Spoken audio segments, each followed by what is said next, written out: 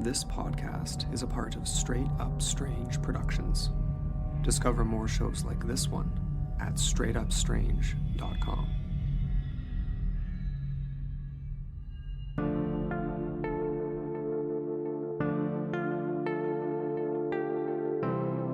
You are listening to the Oddball Aussie podcast with me, your host, Oz Oddball.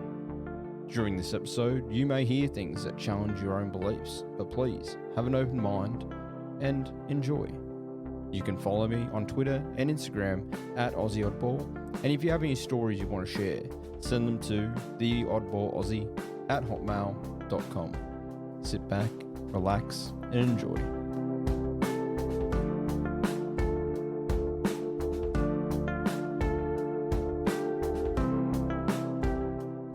Welcome back to the Oddball Aussie podcast. First one for 2023. Happy New Year, and I hope you're all doing very well.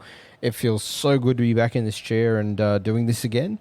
And this year is going to be a bit different. We're going to be starting to look into some new ground. We're going to break some new ground, and we're going to be looking into, I've been saying this all last year, but we're finally going to do it. We're going to start looking into things like cults, things like ritualistic groups, strange religions.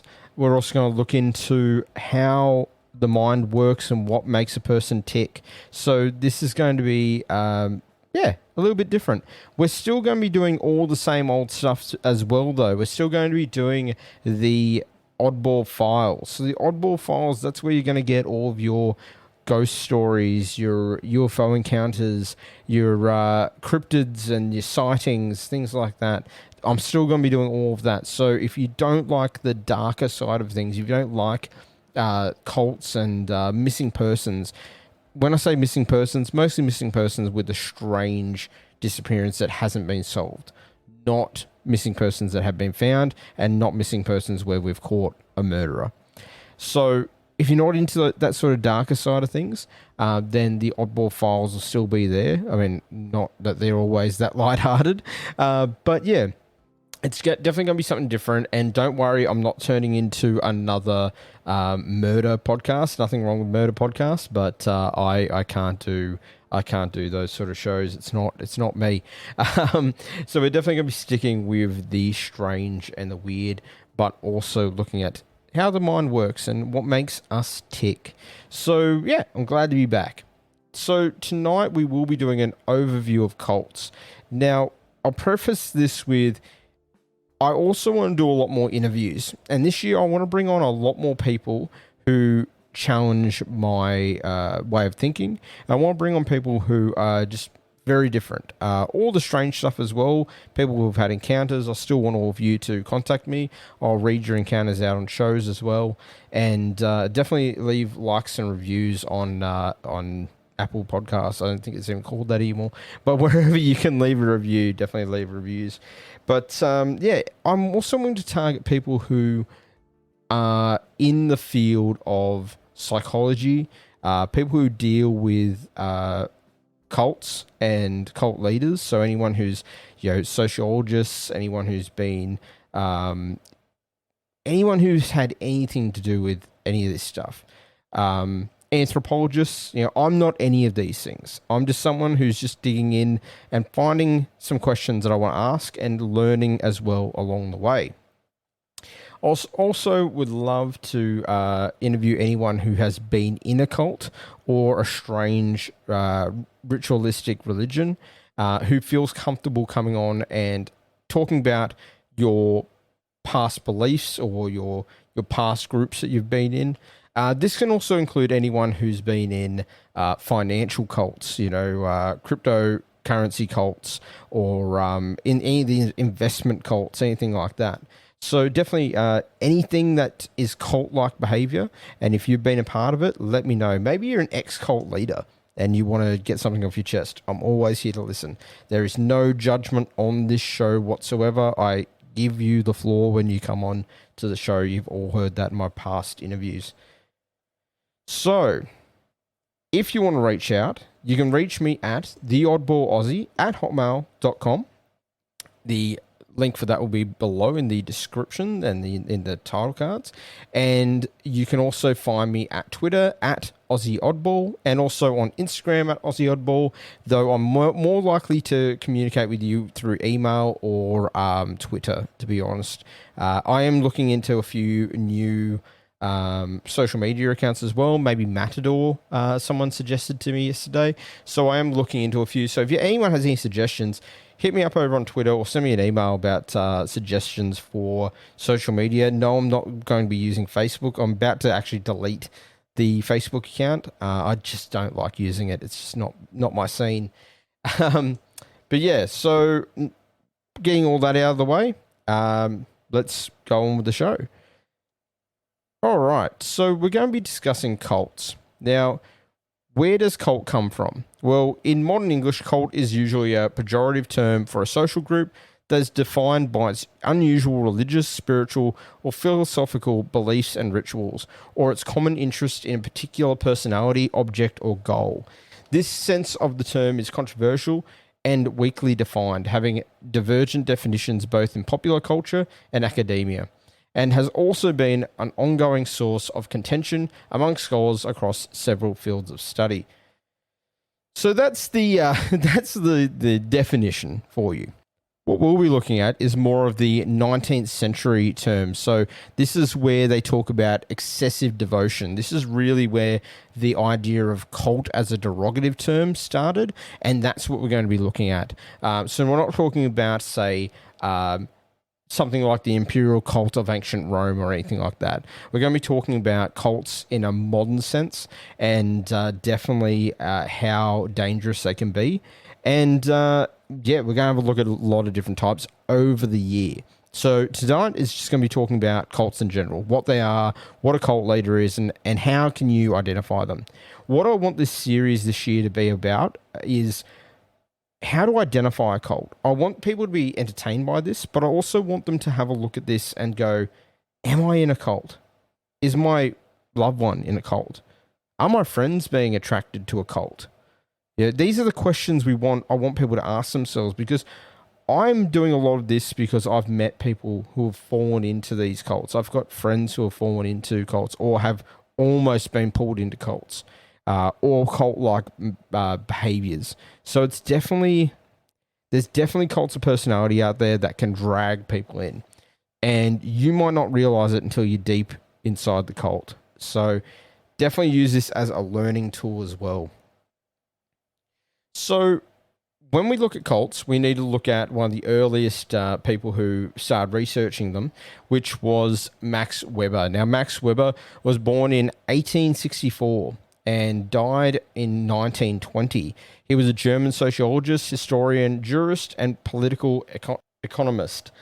So he's regarded as one of the founding fathers of sociology. And he also played a big part later on in life with categorizing and understanding the social aspects of cults. And he got this from his work in occultism. So occultism has a very strong connection to cults, especially originally. So when he originally started studying this stuff, he went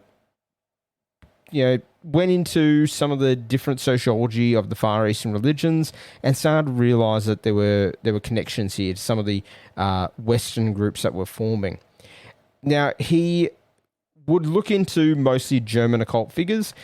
He visited the Ordo Templi Orientis at Monte Verita shortly before articulating his idea on disenchantment.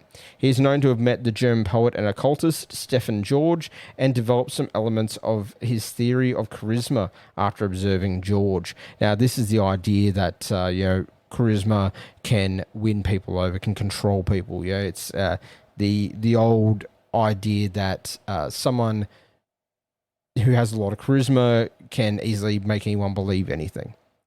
Think street magicians. The most charismatic street magicians will get you just so distracted that you won't even see the trick until it happens.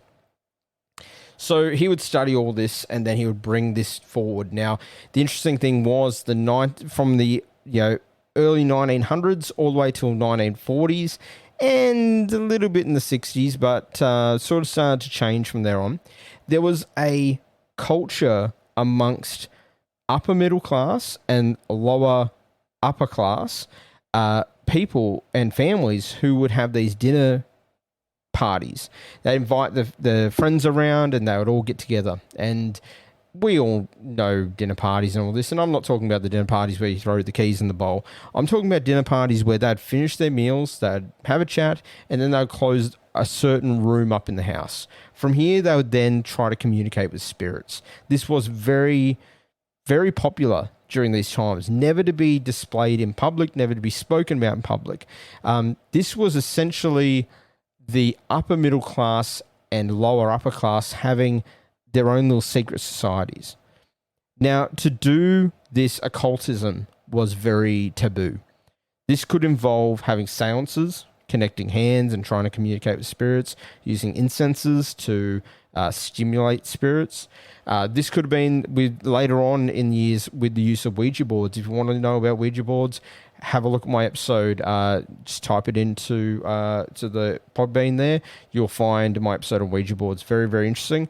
And this was very popular during those times. Table tipping as well. The act of putting your hands on a table, communicating with spirits, and asking the spirit to move the table around. There were so many different types of seances that a person could do. And it was very, very popular at the time.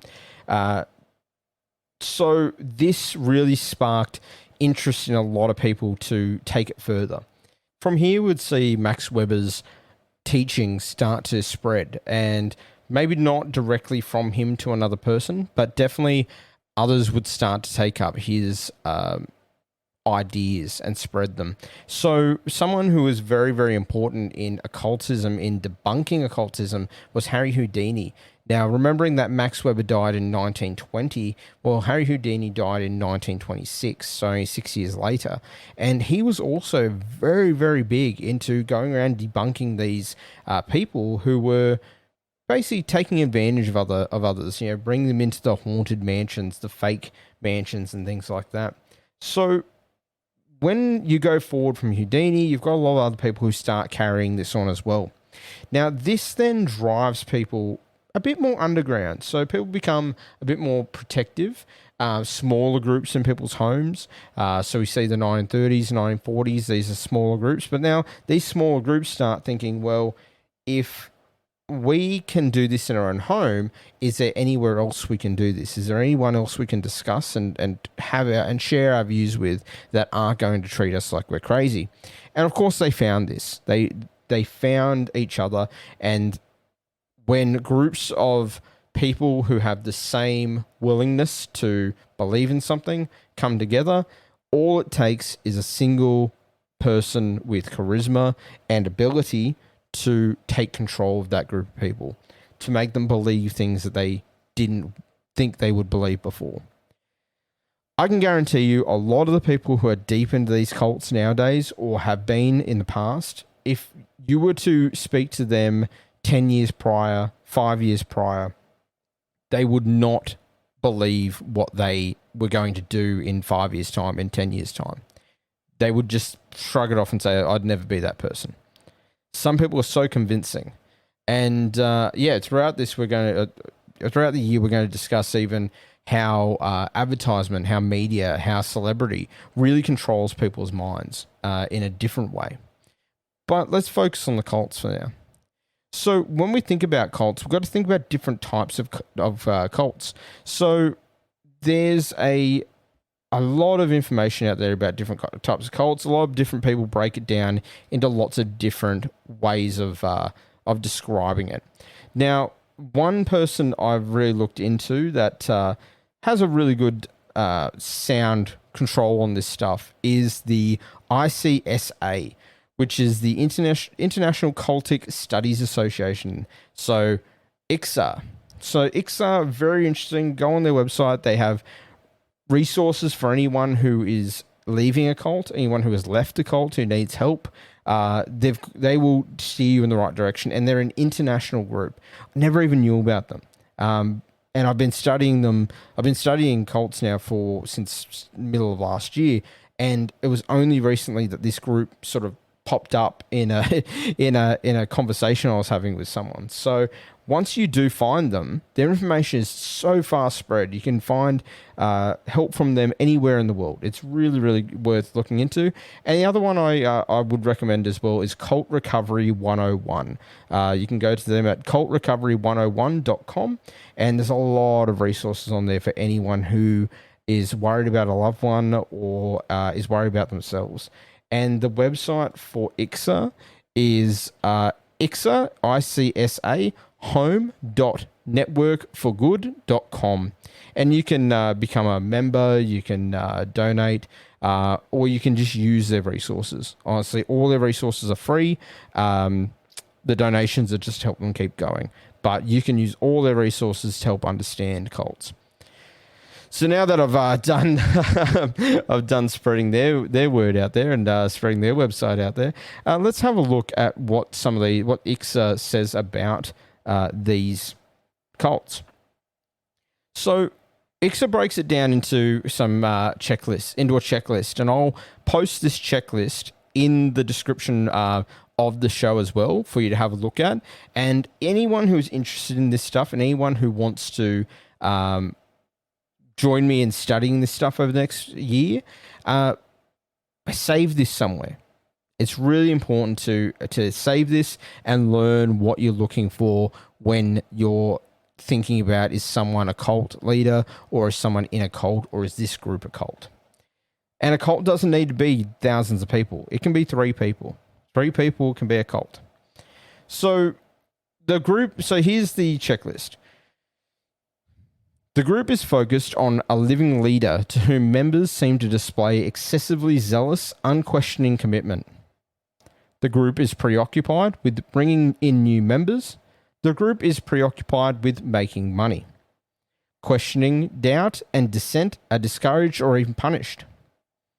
Mind-numbing techniques such as meditation, chanting, speaking in tongues, denunciation sessions, debilitating work routines are used to suppress doubt about the group and its leaders. The leadership dictates sometimes in great detail how members should think, act, and feel. For example, members must get permission from leaders to date, change jobs, get married. Leaders may prescribe what types of clothes to wear, where to live, and how to discipline children, and so forth. The group is elitist, claiming a special exalted status for itself, its leaders, and members. For example, the leader is considered the Messiah or an avatar. The group and or the leader has a special mission to save humanity. The group has a polarized us versus them mentality, which causes conflict with the wider society. The group's leader is not accountable to any authorities, as are, for example, military commanders and ministers, priests, monks, and rabbis of mainstream denominations. The group teaches or implies that its supposedly exalted ends justify means that members would have considered unethical before joining the group, for example, collecting money for bogus charities. The leadership induces guilt feelings in members in order to control them. Members' subservience to the group cause them to cut ties with family and friends and to give up personal goals and activities that were of interest before joining the group. Members are expected to devote inordinate amounts of time to the group, and members are encouraged to require to live and or socialize only with other group members. So a pretty thorough list there. Now, when we're thinking about this is a general checklist. Now, you may not tick all the boxes. We're talking about most of the boxes. Now, generally speaking, though, if you're going to tick, say, half these boxes, the other half are probably true. You just haven't seen it yet, or you haven't felt it, or it's something you haven't opened your eyes to yet. So it's definitely still there, probably. It's just that maybe you haven't been a witness, or you don't want to believe. So definitely use that. Again, I'll put that list in the description of this show, and definitely save it somewhere. Now, when we think about the types of cults is the next one we need to really take a look at. So types of cults. can include Eastern mystical groups. Now, this is where someone takes something like Hinduism or Buddhism or other pantheistic Eastern religions and then changes them. Self-realization fellowships, yogis, things like that, where people want you to be free. Well, they say they want you to be free, but they always ask you to follow. Now, generally speaking, Buddhism and things like that are very open. They don't demand things like that all the time. But cults that take on these pantheistic Eastern religions will demand things of you. Aberrant Christian groups that claim to be Bible-based but which deviate in practice or beliefs, such as the Way International, the Boston Church of Christ, and the Shepherding Movement. Psycho-spiritual or self-improvement groups. Groups offering seminars or workshops providing self-improvement or personal transformation. A group cultic trend. So group cults in the sense of, you can be whoever you want to be as long as you believe it. You can will and you can believe that something, you can be a millionaire as long as you will it. And if you don't get to be a millionaire, it's because you failed. Not the self-help group. It's because you failed. They're becoming very, very popular nowadays. When we think about this, we think about transcendental meditation. We also have LifeSpring and the Forum. These are other groups that people have formed. But then even look at some of these YouTube clips. I'm sure this will be on YouTube. And I'm sure if you go on YouTube, you will find, you won't even have to find them. Half the time, they'll just pop up. These people who are telling you you can be a millionaire, you just need to believe it.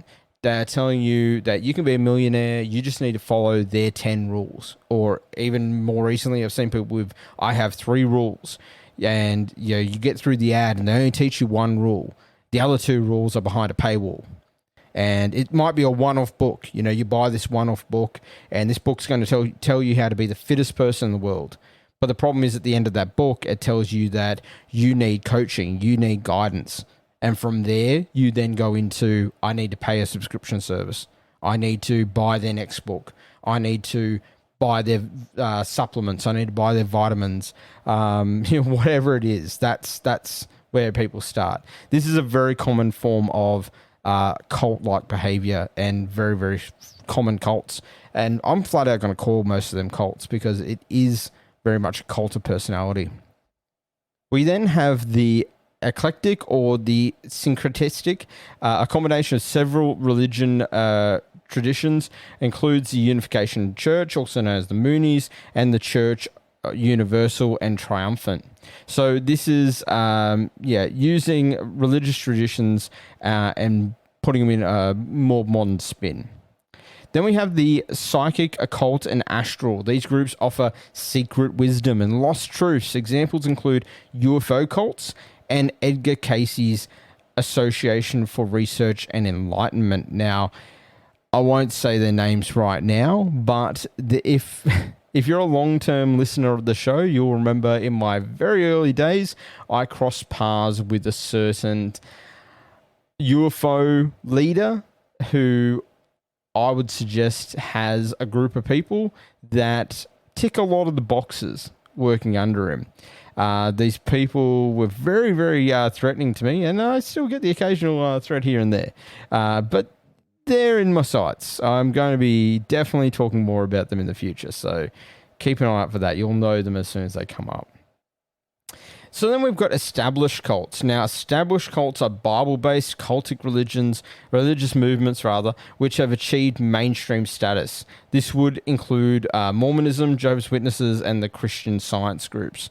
Extremist political social movements, such as groups cultic in the psychological or social sense, which include the Aryan Nation, White Aryan Resistance, and the Ku Klux Klan. These can also be broken down into other groups as well. So we could look at these groups as destructive cults. So destructive cults generally refers to a group whose members have, through deliberate action, physically injured or killed other members of their own group or other people. Then we've got doomsday cults. The doomsday cult is an expression which is used to describe groups that believe in apocalyptic end days, things of that nature.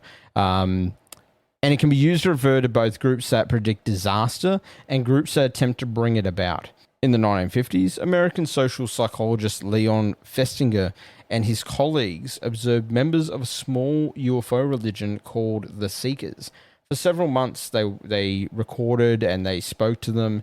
The conversations they record both prior to and after the failed prophecies from their charismatic leader were very interesting. Their work was they are published in the book When Prophecy Fails, a social and psychological study of a modern group that predicted the destruction of the world. Now, can you fit all that on the cover of a book? In the later 1980s, doomsday cults were a major topic of news reports, with some reporters and commentators considering them a serious threat to society. Now, we still see them today. I mean, you bunker people, not all of them, but there are people who have this apocalyptic belief that something bad is going to happen, and it can be dangerous when they form a cult-like group. Some of them form militias that can be very dangerous as well. We also have political cults. Now, political cults, exactly what it sounds like, a cult based around political ideology. Now, when I'm talking political cults, we're talking about both sides of politics here, far left or far right.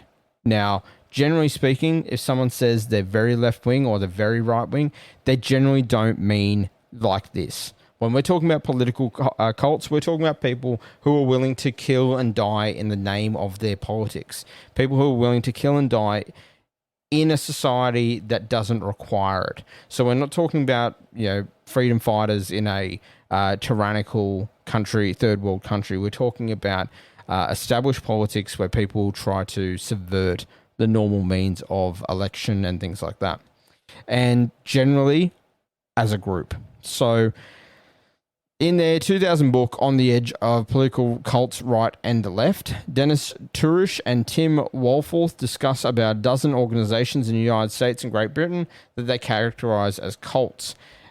So I have ordered their book, On the Edge, Political Cults, Right and Left, and we will be discussing a few of them later on as well in the year.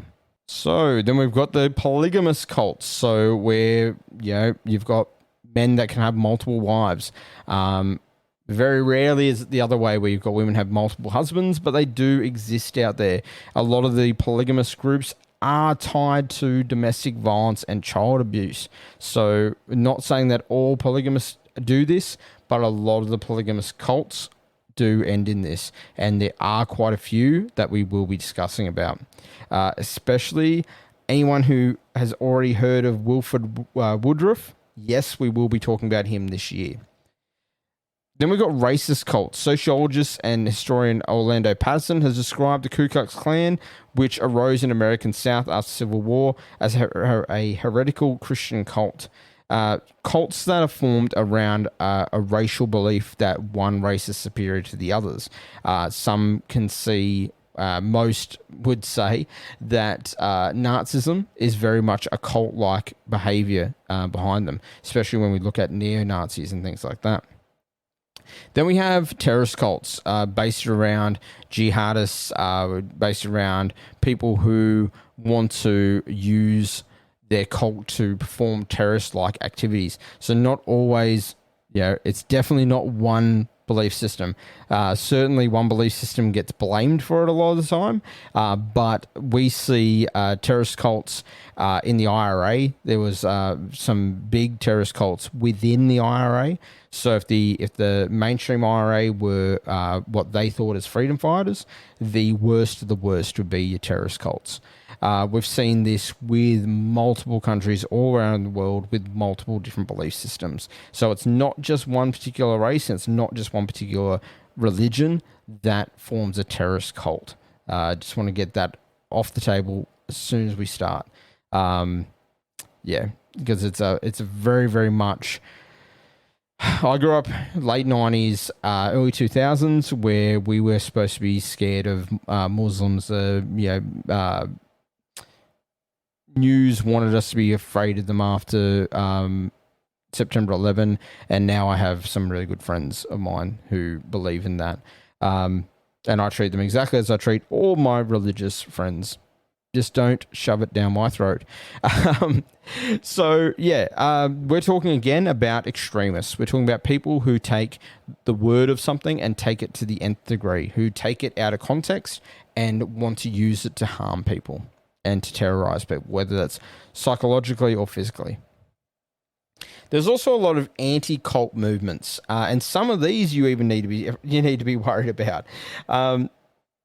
So most of them are pretty good. Christian counter-cult movement is out there, the secular anti-cult movement, and there are a few others, but some of them and people within them, it's that becoming the thing you hate the most.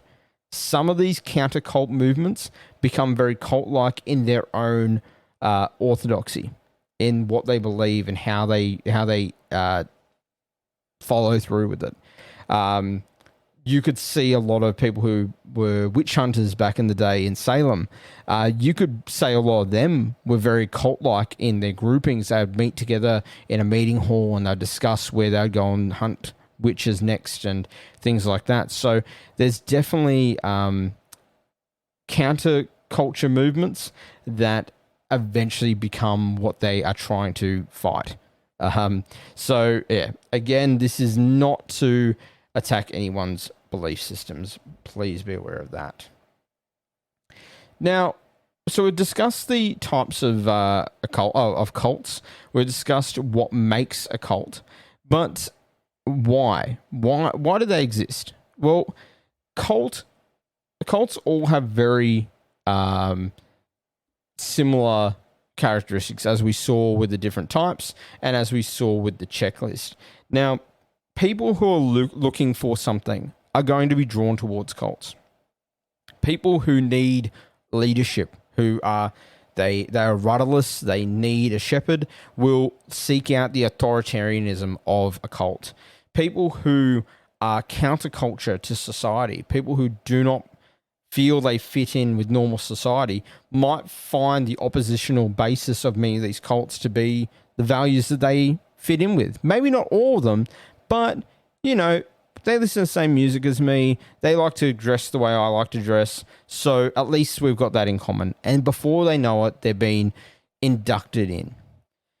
Some people like cults because they're exclusive. Many, many people would say Scientology is a cult. And the exclusiveness of being in Scientology and paying your way to the truth, to the upper echelon of society. There's a lot of groups like that. Legalistic, this is where people find that framework and governorship is a real good way of living. They want to be governed. They want to understand, this is the lane I'm in and this is what I need to follow. They don't want to have it pushed down their throats, but they just want to be steered. And that's where the legalistic minded people would come into that. Then you've got people who are very, they put undue emphasis on experience and emotions, often resulting in anti-intellectualism. So this is very subjective. So this could be seen as people in possibly groups like anti-vaxxers. Not just talking about COVID, anti-vaxxers in general. They're using a subjective emotion about a particular thing to push an anti-intellectual basis and then control people. There's also people who are just trying to flee persecution of their consciousness. So they believe that if they go to this group, that this group is singled out and this group is being attacked because they're because they're of their consciousness, because they are open to the truth. They must be real because everyone is saying that they're dangerous. So when the consciousness is being persecuted, it attracts people. Sanction-orientated, stern sanctions issued for anything less than total obedience. Now, this is above authoritarian. These are people who want that obedience. They want to bow down. They want to be servants. Esoteric, so people who are looking for something that is in the Aleister Crowley, people that want to look up to someone like that and want to believe that their magic can make things happen, that the street magician actually is doing magic and not just doing a sleight of hand. They look for hidden or inner truth. And sadly, a lot of people who have this need to find inner truth, there's nothing wrong with that. But the sad part of it is that they get hustled into these groups. And then you've got people who are just sick and tired of structured religion. They're sick and tired of what they normally do in church, what they normally do, in the mosque. They want to get out, they want to experience something new, and they don't think that their place of worship is really doing enough in society.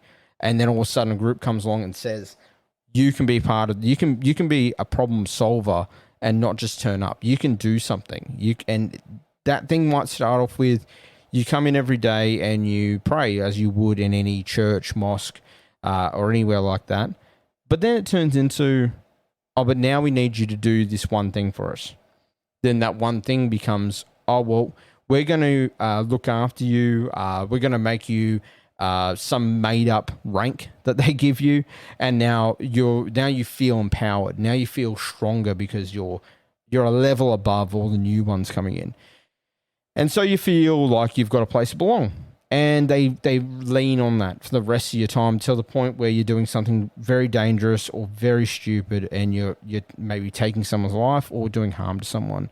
And that sometimes is where people are in too deep and they don't know how to get out. So there's a lot of reasons why people look for cults. Now, there's been a cult explosion. Now, that's not an exaggeration. Conservatively, in America alone, there's 3,000 to 5,000 cults. Now, in Australia, we're looking at 1,000 to 2,000 cults. Now, for our numbers, that's pretty crazy. Now, remember what I said when I said cults don't have to be these massive groups of people. Not all of them are Jim Jones. Some of them are these small groups of 3 to 4 people, maybe 5, maybe 10. They got together because they were playing cards one night and they decided that they're going to create a polygamist group amongst them and their wives, and no one's going to have a wife anymore. They're just going to share their wives with each other. So the doctrine is created amongst them.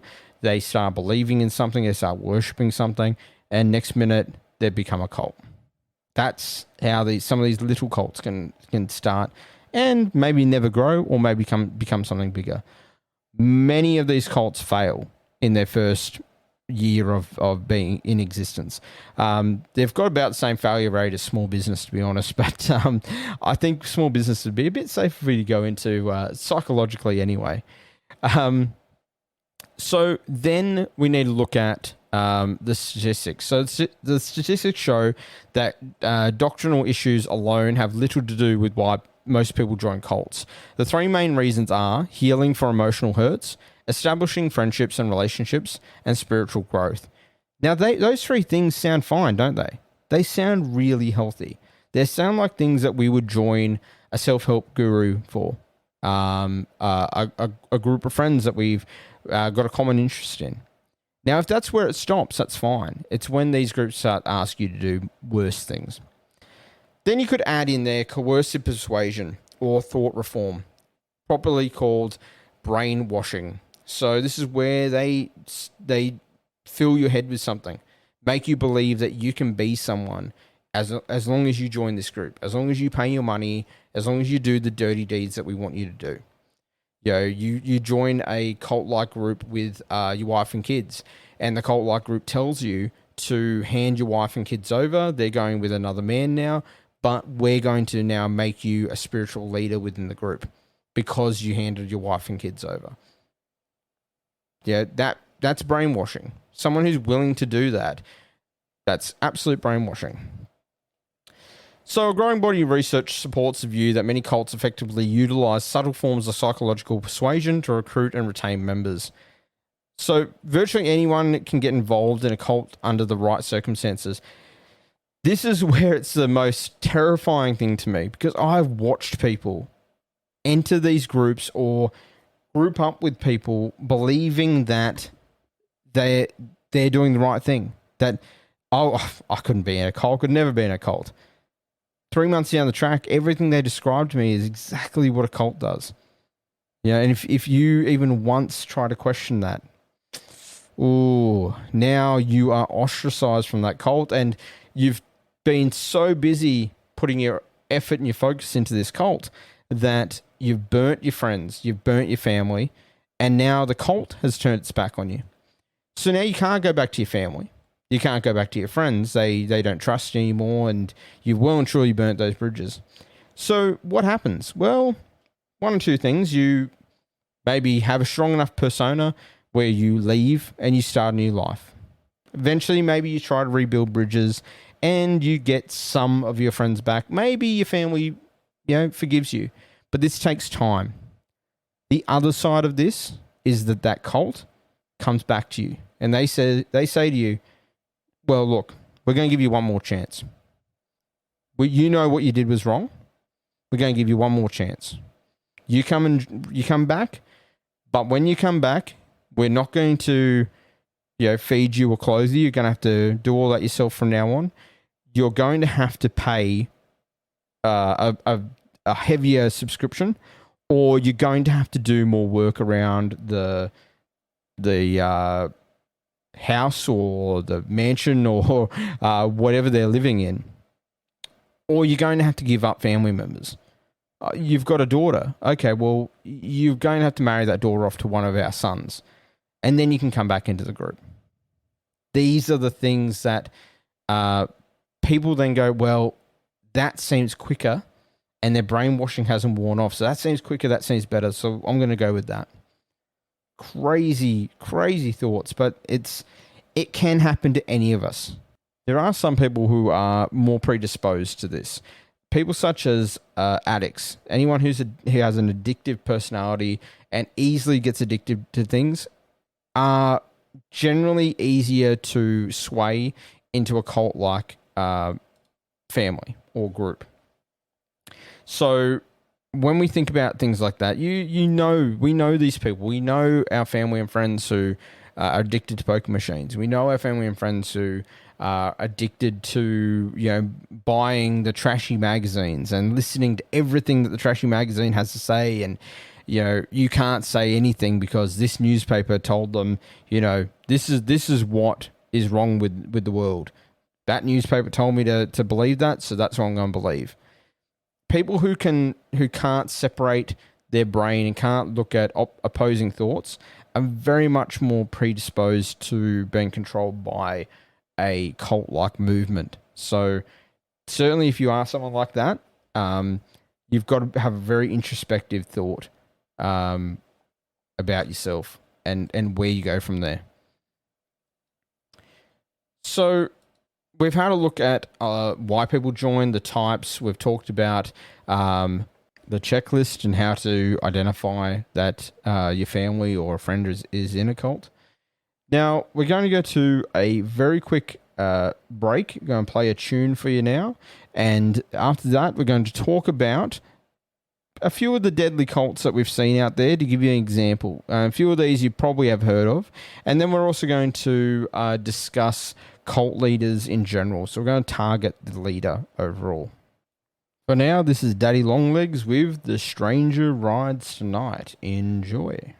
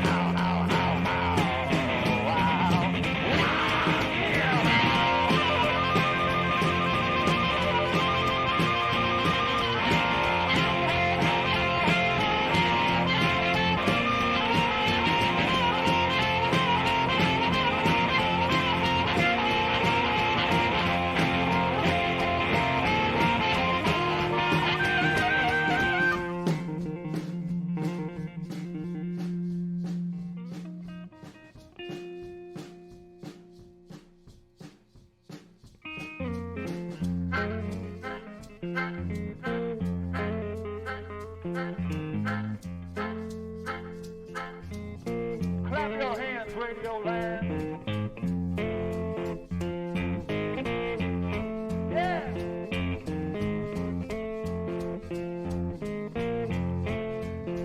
They'll take your cover, flowers on your grave, and your soul can't be fed.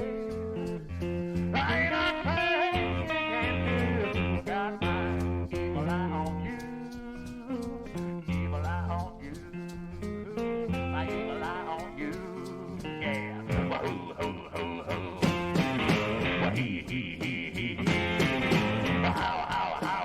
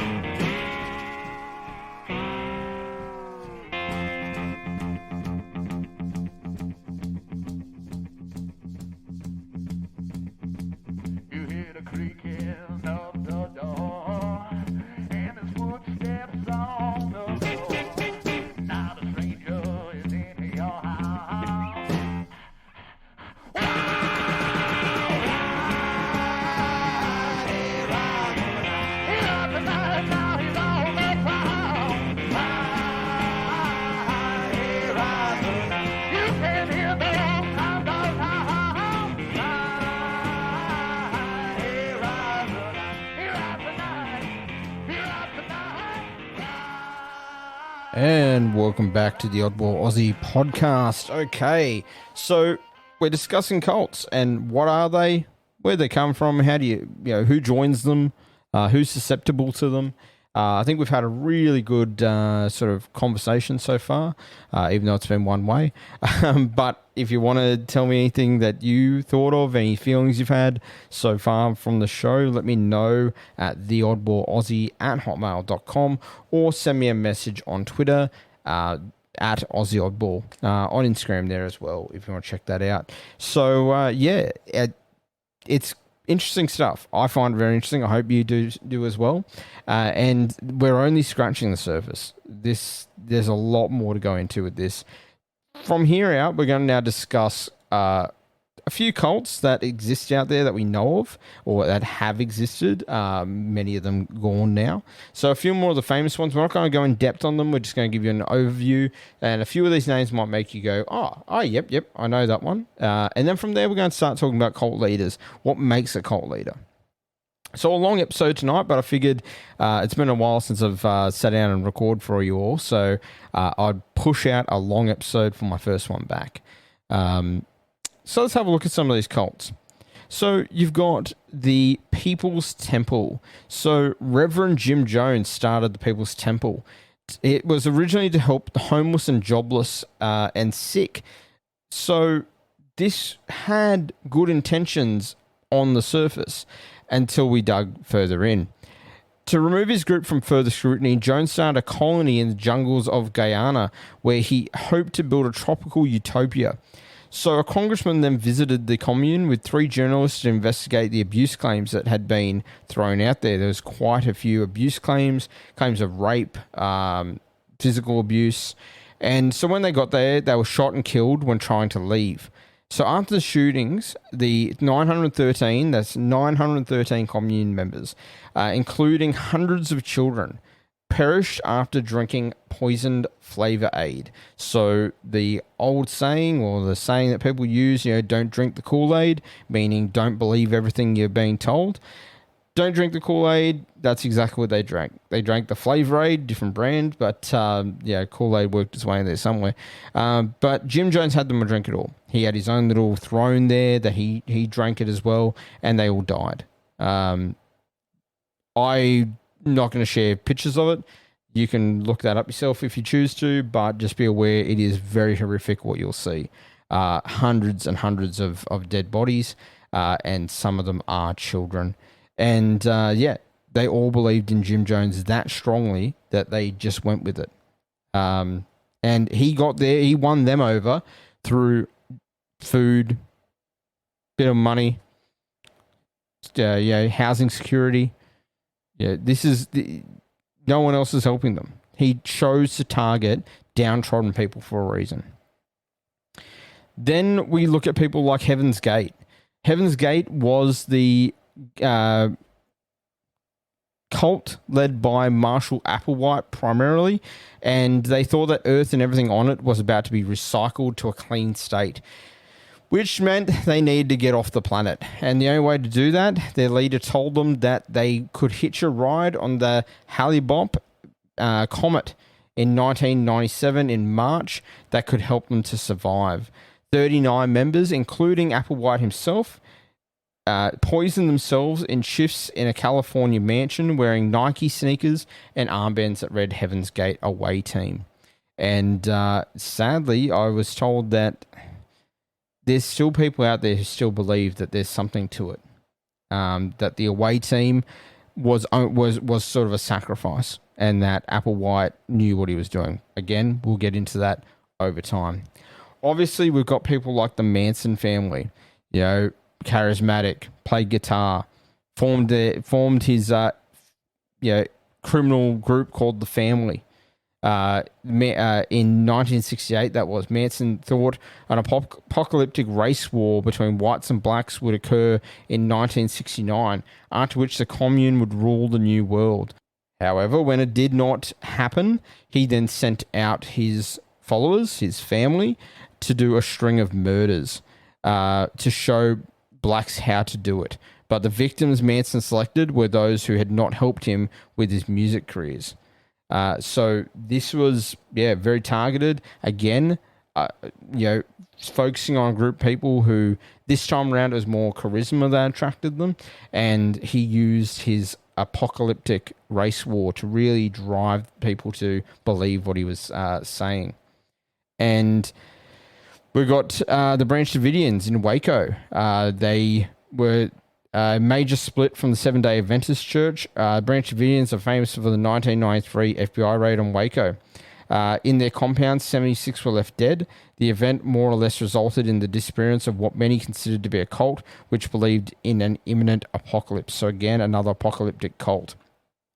Scary thing is, and we'll see this, you'll learn this over the next probably over the next year as we go through these. Seventh-day Adventist Church doesn't have a great history of splinter groups. A lot of splinter groups come from them, and a lot of them end up, forming cult-like groups or flat-out cults. A few of you might have seen this on Netflix. There's a documentary about Bhagwan Sri Rajneesh's communities. The Indian mystic Bhagwan Sri Rajneesh founded several cultist towns in Oregon throughout the 1980s. Strangely, communities chock full of Rolls-Royce cars. Sri allegedly poisoned hundreds in Dallas, Oregon, and with salmonella bacteria in 1984 to rig local elections in his cult's favor. And honestly, he is definitely one we're going to go into because this man controlled towns. He had power. It was that crazy. So he's definitely on the list of ones that we'll talk about.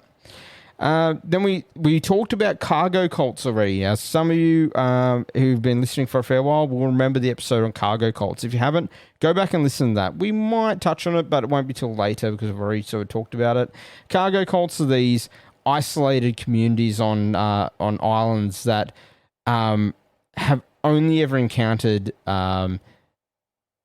the monarchy through storytelling and through AM and FM radio stations, and they create this army to look like English soldiers. They worship the king, the now king, then Prince Charles, and they worshipped his father as well. Absolutely worshipped the monarchy. They had a place for the queen and everything, and they make their uniforms out of wood and straw and bush grasses and things like that. They build airplanes thinking that this is what their monarchist gods want. They perform in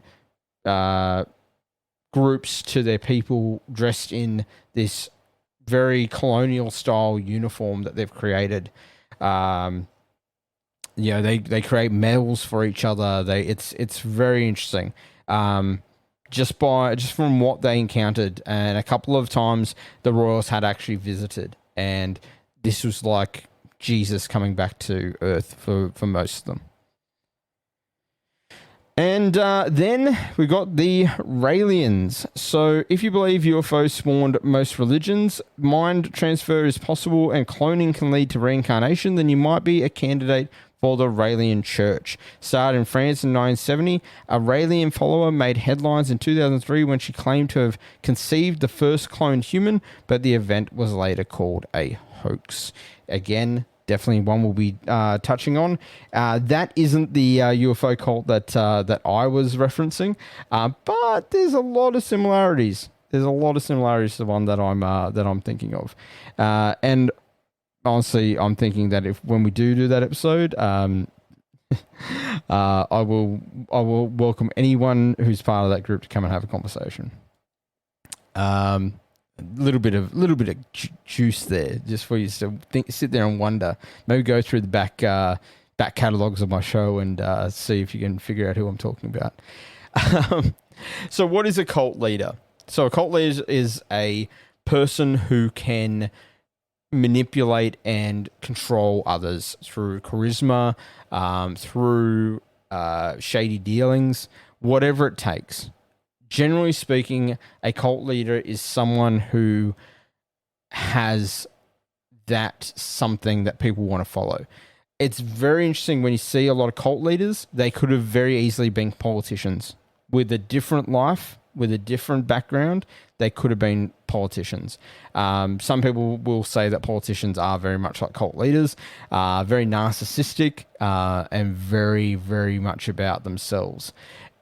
Most cult leaders require their cult to believe they are some sort of messiah or godlike figure. So many of these cults have those checklist things in common because of who their leader is.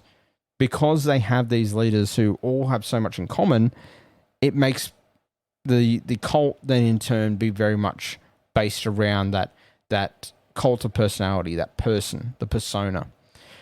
So if you've got someone who's very much a rock star style cult leader, let's say like Manson, you will have followers who are much more prone to, say, things like psychedelic drugs. You'll have more people who are prone to, using music, using colors and sound to evoke a response. So very much the use of music and drugs to make a person believe that this person is a god. The use of LSD is quite big in groups like this, where they will give their believers or their followers LSD or some other psychedelic, and then they will present themselves in a flowing robe, or they'll present themselves playing guitar and singing like an angel. Because while the person is in that state, what they are seeing is everything around the person is much brighter. The feeling inside them is a warmer feeling most of the time. And if they can control the person's trip and how they're handling their high, then they can control the outcome. Now, if someone's having a bad high, if someone's having a bad trip, and the cult leader comes in and saves them and makes them feel comfortable and safe, now all of a sudden you've got a savior figure. So drugs can play a big role in cults, especially cults that are based around someone who's using that rock and roller style look and appeal. Then you've got your cults that are very much based around people who are like old school priests or evangelical ministers. So people like your Jim Jones, who very much looks like your Elvis type person, who can sing and who can project their voice and can make themselves like communicate with God and everything like that, or they are God to some people. So you've got that other type. I mean, you've all seen them late at night. You get on telly, or you're up early in the morning, you turn on telly, and apart from telemarketers, who else is on there? The evangelical people trying to sell you their way of reading the Bible, or their way of you got to buy our audiobook in 20 different types, and it's only an easy payment of $20 a month, $19.99 a month, and they get on there and they've got these super churches and things like that.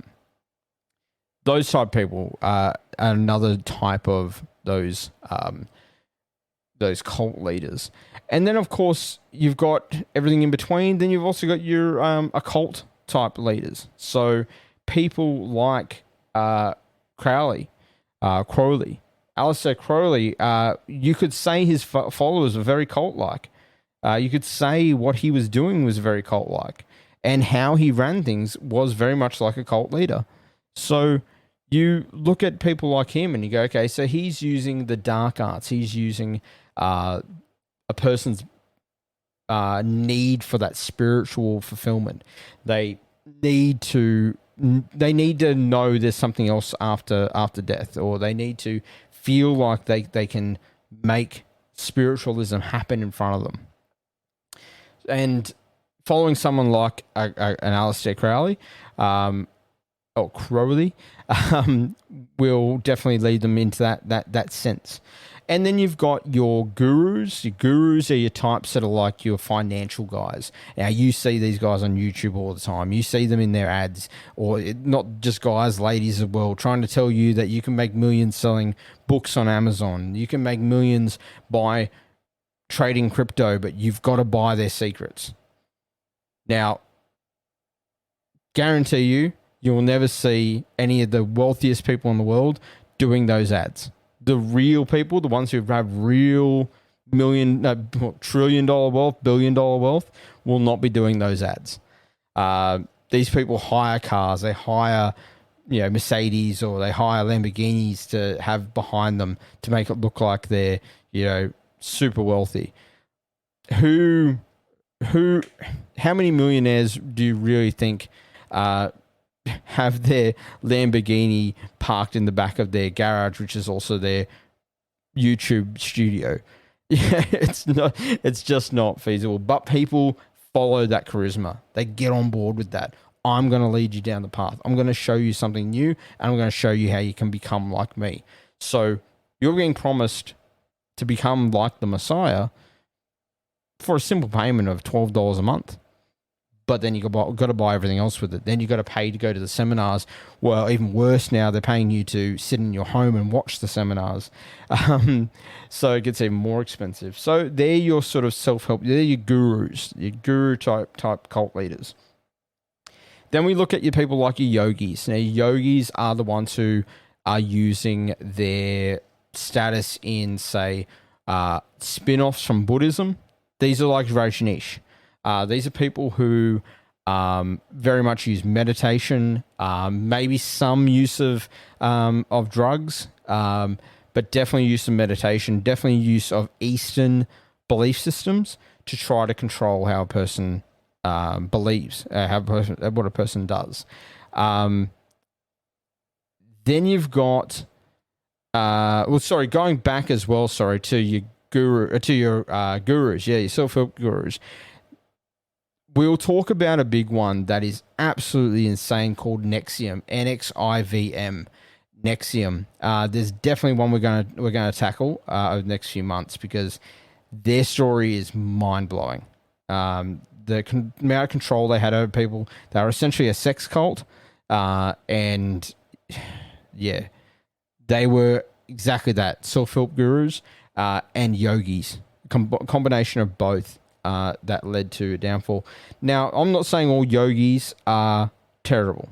There are some genuine Buddhist and Hindu yogis who I believe are very in tune people and follow the religion very closely and are very good people, very giving people. But the yogis we're talking about are the ones that want to gather millions and thousands and hundreds, whatever group they've got, and they want to have them believe that they are a god. Like Rajneesh. So that covers sort of your overall types of the cult leaders you've got. You've also got cult leaders who lead through. Basically, I'd like to call them the YouTube cult leaders, and I'm pretty sure you can all sort of have a think about that and think about who these cult leaders are. These are people who need you to be subscribed to them, who need you to be following them, who need you because their whole life is based on that. They only made money because of YouTube. They only made money because of podcasting. And they can have a really bad followership. They can have really good followers. They can have really bad ones. Now, not all the time that these aren't always as bad as like, I'm going to get you to go and kill people or rob a bank. But sometimes you can have these personalities or these influencers who have people believing that to be just like them, they need to act like them. They need to, and it's not real. None of it's real. It's fake makeup. It's fake, muscle implants. It's fake everything. But they create a cult of personality, and they have a lot of people follow them. And then people hand their money over for their cheap ass t-shirts that have just been printed out the back of a Chinese sweatshop. I've got t-shirts as well, by the way, but I'm not going to be worried if you don't buy one.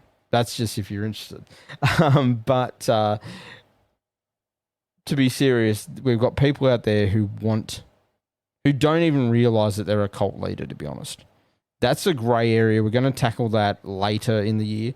Definitely a grey area. There's some people out there who don't realize how much control they have, or there's some people out there who do know how much control they have, and they don't want to lose it, or they become so obsessed with it that's their whole life.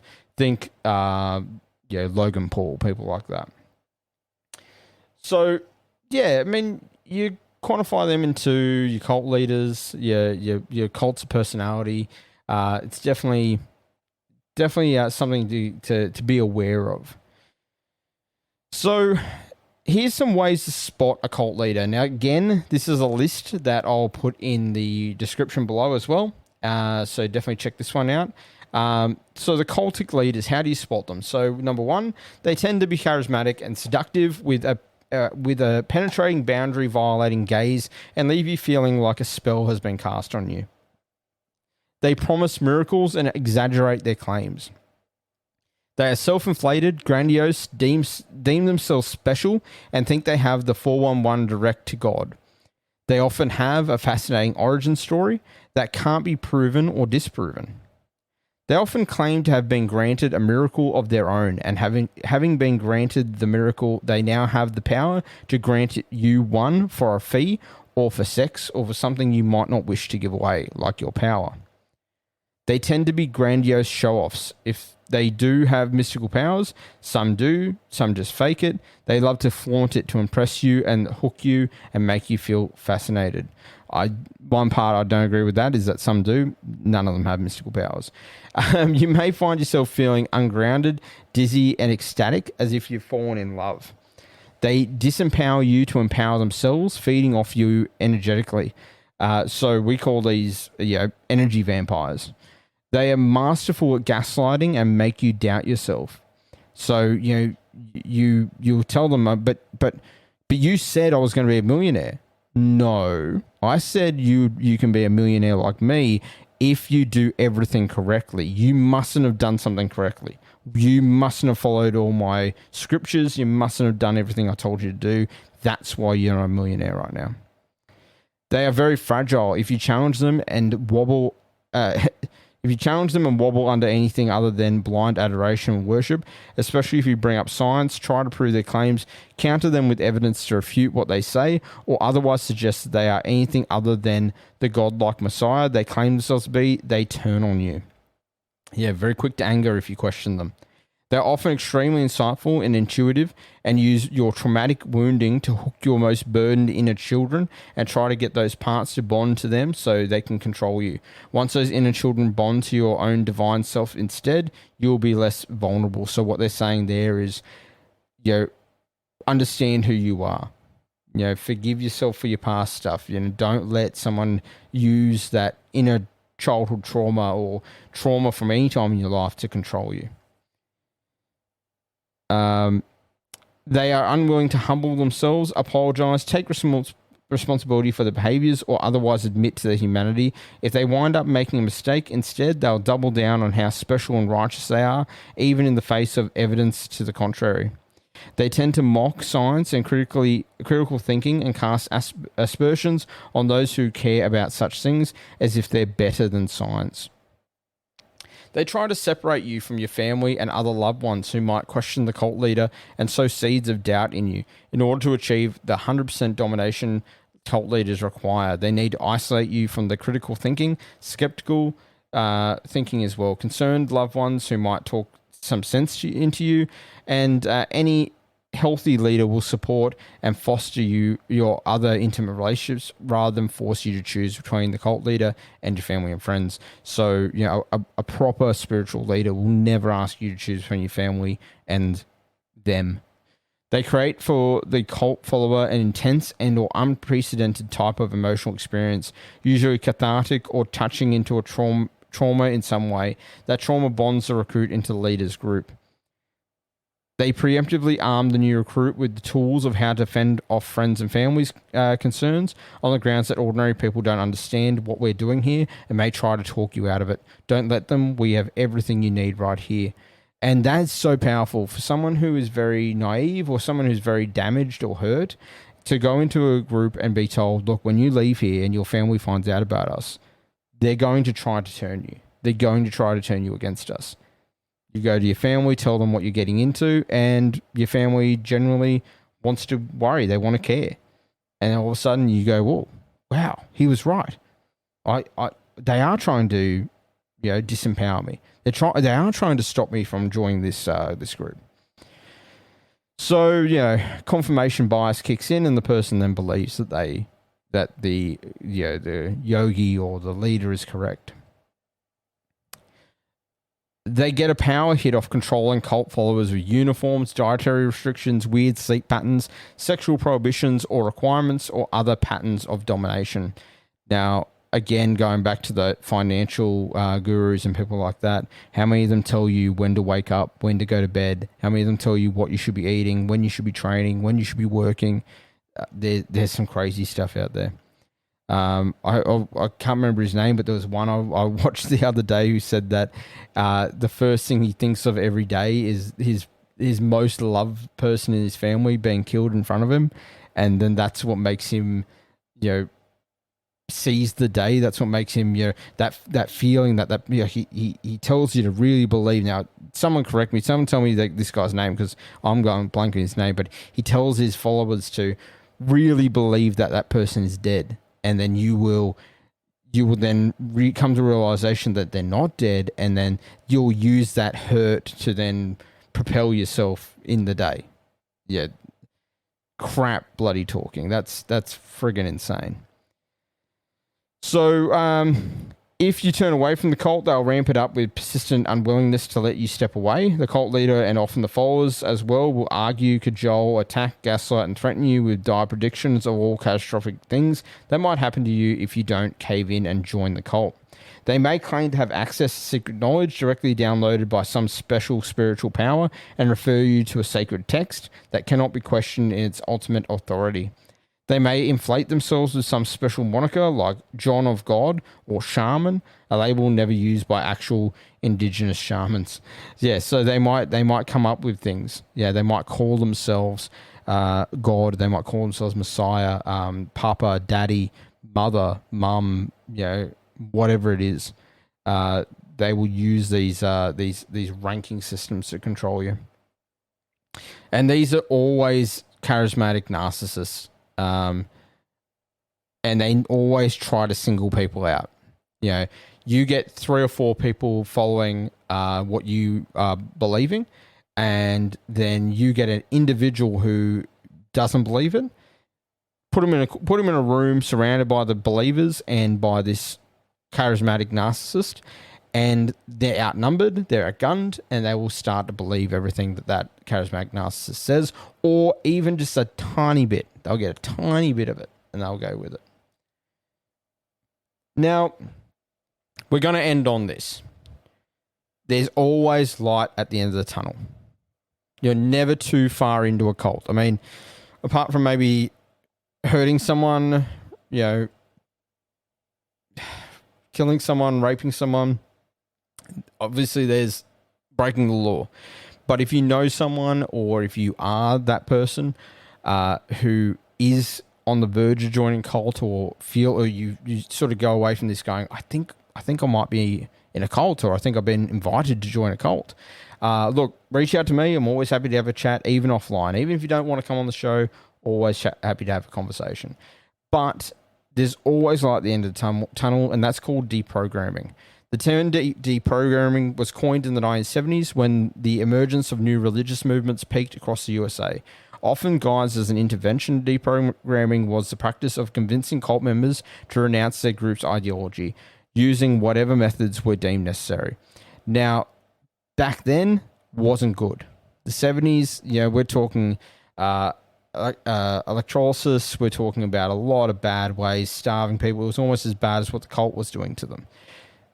We still talk about deprogramming, but we've changed we've changed what deprogramming means in society now. Now it's more about speaking to a psychologist, speaking to a professional. As I said, I'm always here. I'm always happy to talk to people, but I'm not a professional. You should always speak to a professional. You should always seek out your doctor and seek out medical assistance. Speak to a psychologist, speak to a psychiatrist. Look, if all you can get is a local counselor at the hospital, at least it's a start. Speak to someone who's had training in this, and then that deprogramming can start. You can start to live a normal life. You can start to find better communities to be a part of. Start to rely on your own strength to push through tough times. So, yeah, I mean, exiting a cult can be one of the hardest things in the world. I've had run-ins with this venture of joining groups like this. I won't get into that too much right now because I've got to check whether I can legally actually say anything. But I don't want to be I don't want to be slanderous or anything like that. But I know what it feels to have someone tell you that they're going to turn you into the next big thing, and then to realize that, oh, these people are full of shit. How do I get out? Yeah, that can be terrifying. I didn't go too far down the rabbit hole with it, but I did enter the door. I will tell you that. So there is always a way back, and you can always be helped. And sometimes that means if you've done the crimes, maybe you have to do the time. But we will end it out there. Again, if you need that help, definitely seek out ICSA, International Cultic Studies Association. They can help you, or your local medical practitioners, or even read into groups like Cult Recovery 101. Always people out there to help. All right, so it's so great to be back. I'm so happy I recorded a show. Almost an hour and a half, or probably will be an hour and a half almost when we play the outro song. So that's really cool. It's probably one of the longest shows I've done for a fair while.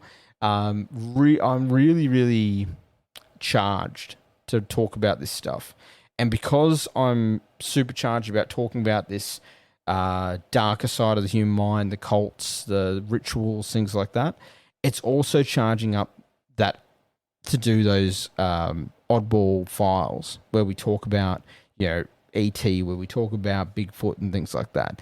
I'm really charged up to do them too, because they're a nice little breakaway. Because some of this stuff gets really heavy. I also want to look into things like Missing 411. I want to look into, why people, do things like they did at Dyatlov Pass, where they all went insane essentially. How conditioning, how the environment, how external pressure can change a person and can control a person. I think it's very interesting, and I think it's really worth looking at. So I really hope you enjoyed this, and I really hope you jump on board. And if you don't want to jump on board with this stuff, just continue checking out the Oddball Files and enjoy all the other weird and wonderful things from around the world.